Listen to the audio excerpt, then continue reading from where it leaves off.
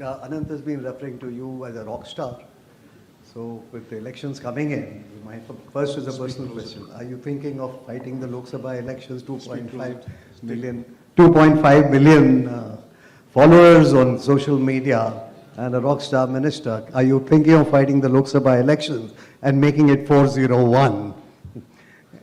The more important question is that so we've seen America getting weakened as an influencer in the Israel war. We've seen Russia getting weakened with this Ukraine war, and China flexing its muscles, and India coming up as the fourth pillar. What do you see as the global order going forward, the geopolitical global order going forward? On the global order question, because I don't think standing for Lok Sabha is relevant to the global order, so I will put that question aside.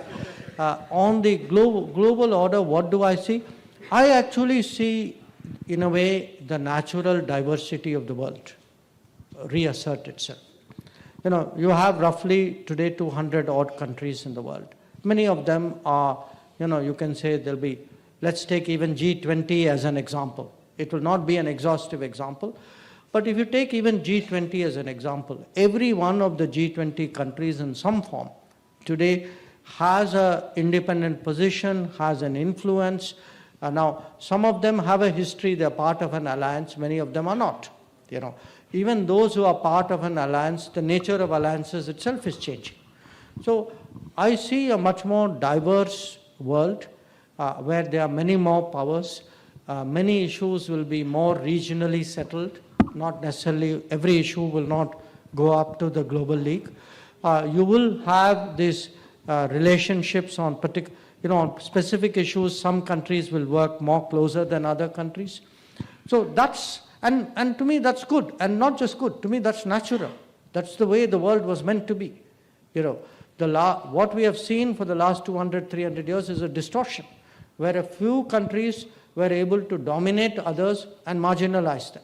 So nature is now returning, history is returning today to the global order. And I think we are very much part of that process. Message to students, you know, I actually literally have one message, which is wherever I go, because that's the experience of what happened in Ukraine. You know, it's very important for students to actually think of what happens if something goes wrong. It's not in their nature. I mean, when, I don't know what you were like, I'm sure when any of us were 20 or 20 minors, we didn't worry about but the world has many possibilities, and it's good when students go out and explore that. But that world also has, you know, a downside.